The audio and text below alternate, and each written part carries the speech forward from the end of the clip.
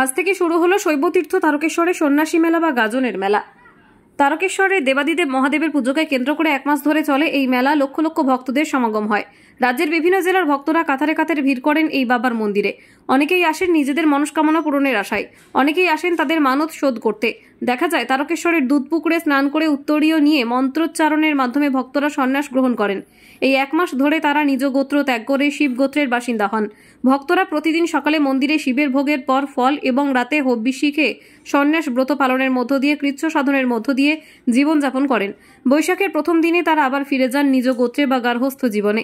তারকেশ্বরের মন্দিরে প্রথম দিনই মন্দির চত্বরে ভক্তদের ভিড়ে কানায় কানায় পূর্ণ হয়ে ওঠে।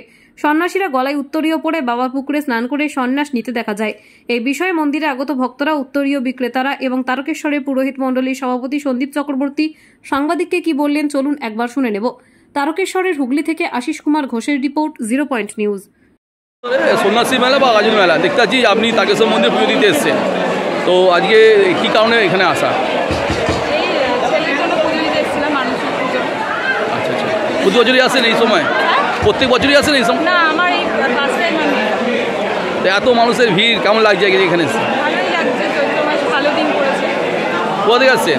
আমি আসছি সোদপুর থেকে। কী নাম আপনার? তিয়াশা দাস। সন্ন্যাস নিয়েছেন?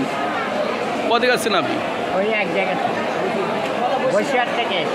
প্রতি বছরই আসেন? বাবার কাছে কি প্রার্থনা করবেন? বাবার কাছে প্রার্থনা করব যতদিন আমি এইভাবে থাকতে চাই আর এইভাবে আমার জীবনটাকে আচ্ছা, এই যে উত্তরীয় নেন, কি কারণে এই উত্তরীয় নেন? আমার শারীরিক অবস্থা খুব খারাপ বলে ওই জন্য উত্তরটা নেওয়া। অনেক সমস্যা আছে, তো আমার দেহের ভেতরে অনেক সমস্যা আছে, এই সমস্যাগুলো মেটানোর জন্য এই আপনার নাম? অরূপ চ্যাটার্জি।